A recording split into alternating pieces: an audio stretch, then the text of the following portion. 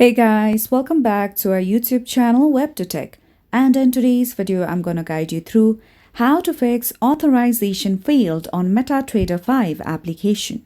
So in order to fix your issue, first of all launch Google Play Store or App Store according to your mobile devices.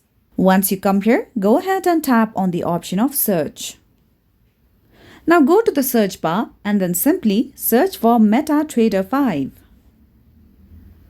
Go ahead and tap on the application on top. Now in my case, you can see the option of update. So if you have not updated MetaTrader 5 application, simply tap on this option of update. Once you update the application, major fixation of bug issues and errors of that specific application will be resolved.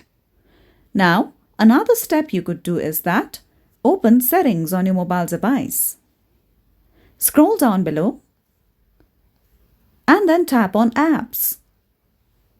You can directly search for MetaTrader 5 application. From here, scroll down below and tap on storage.